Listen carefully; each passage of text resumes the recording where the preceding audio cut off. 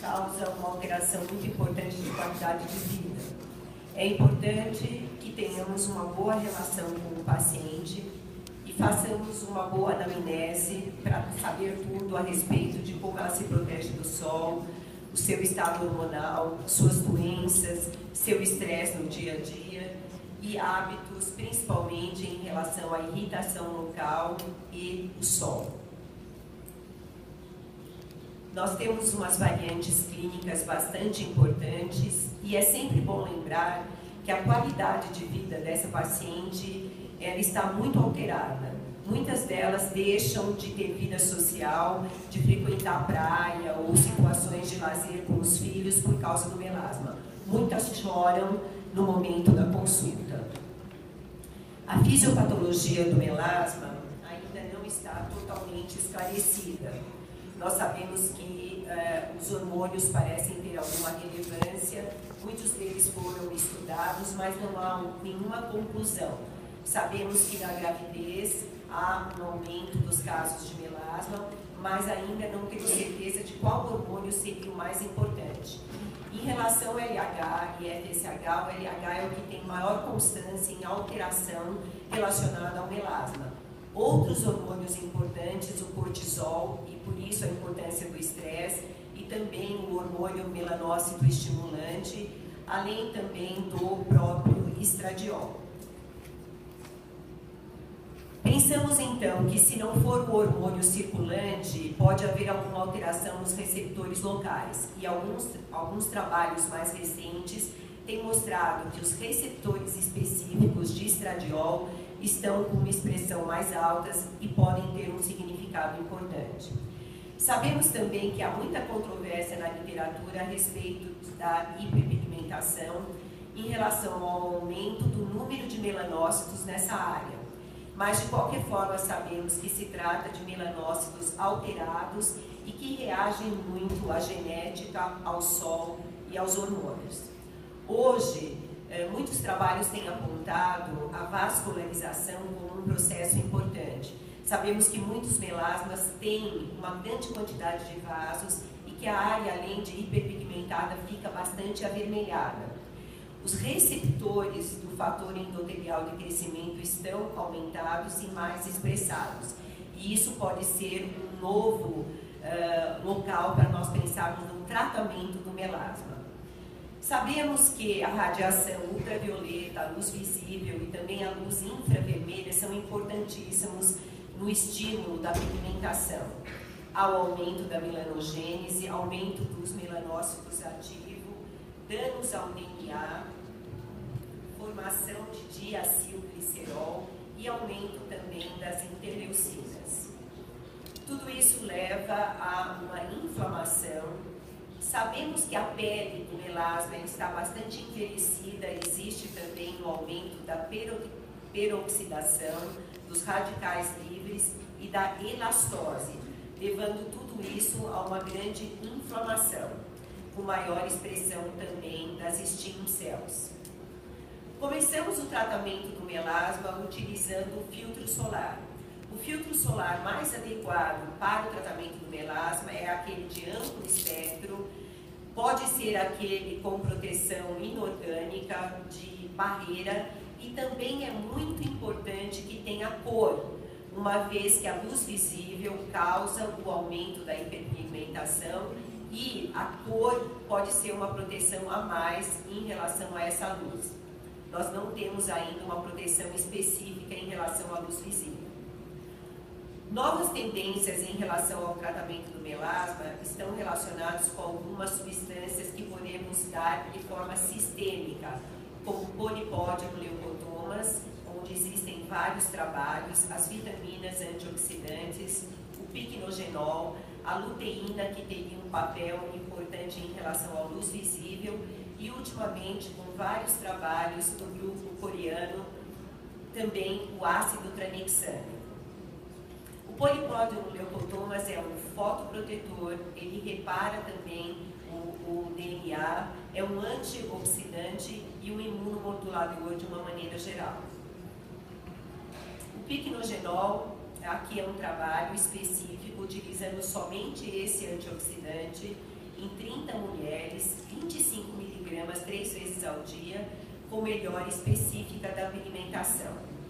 Algumas vitaminas antioxidantes, com um realce para a vitamina C e a vitamina E, que trabalham em conjunto e podem melhorar principalmente a reação ao eritema e também são utilizadas no melasma. O ácido tranexâmico, usado em diversas formas, é um dos tratamentos mais novos apontados para o melasma. Ele é um antifibrinolítico e bloqueia a conversão do plasminogênio em plasmina. A plasmina é uma ativadora da secreção dos precursores da fosfolipasa A2, que, por sua vez, está relacionada à produção do ácido araquidônico, que é um precursor da prostaglandina e leucotrienos, todos eles fatores altamente melanogênicos.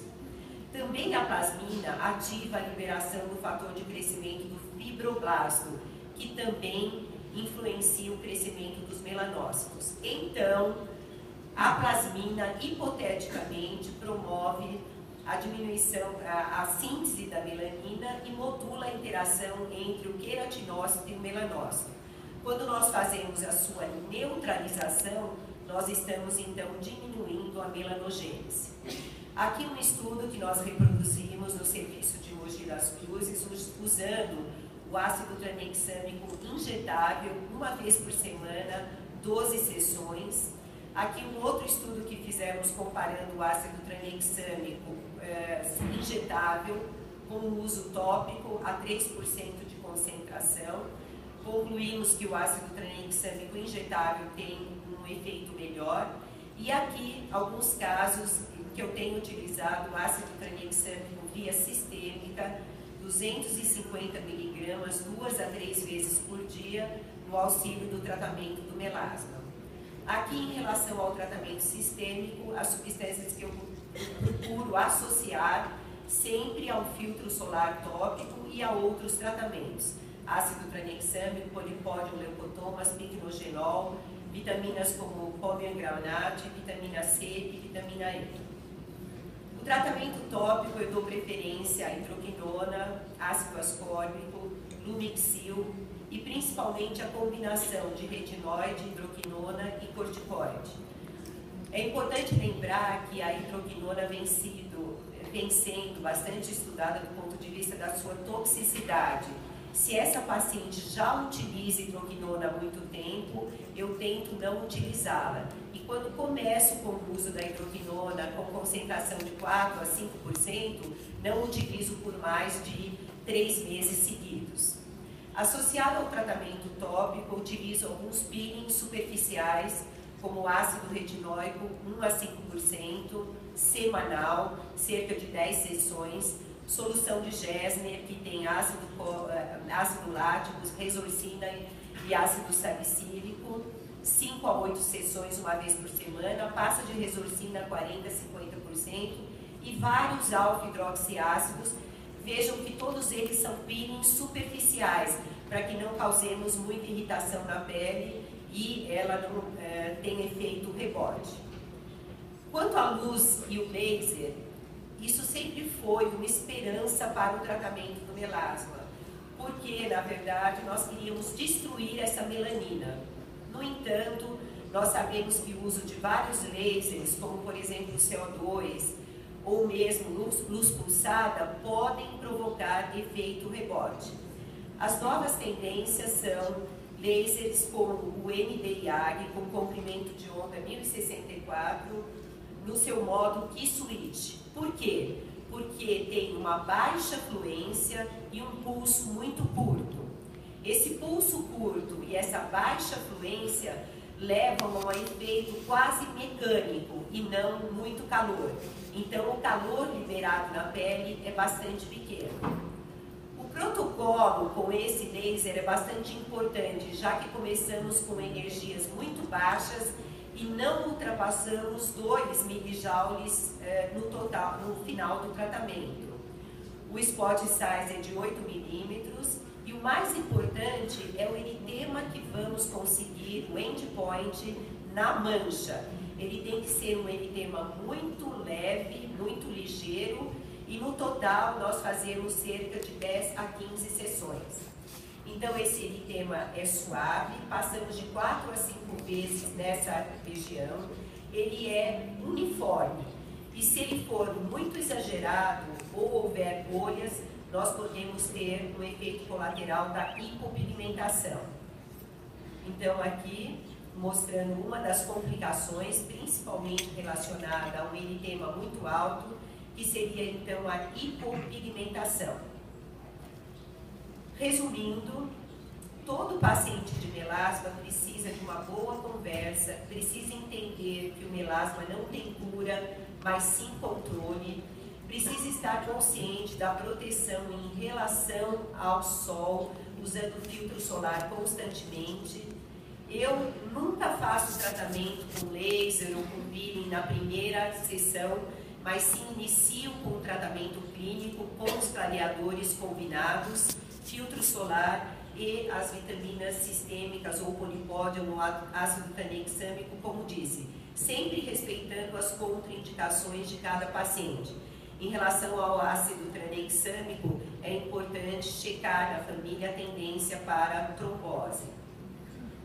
Então, os tópicos mais sistêmicos e depois os tratamentos com peeling e laser. Aqui os resultados com o laser ND-YAG K-Switch, depois de 12 sessões, uma vez por semana. É muito importante que a pessoa não tome sol, não interrompa o tratamento, e é interessante que a gente termine o tratamento numa época mais amena em relação ao sol. Aqui alguns outros tratamentos, fazendo a combinação tríplice, uso do filtro solar, sempre com o uso do polipódio e, em alguns casos, como esse, com o uso também do ácido tranexâmico. Muito obrigada pela atenção de todos.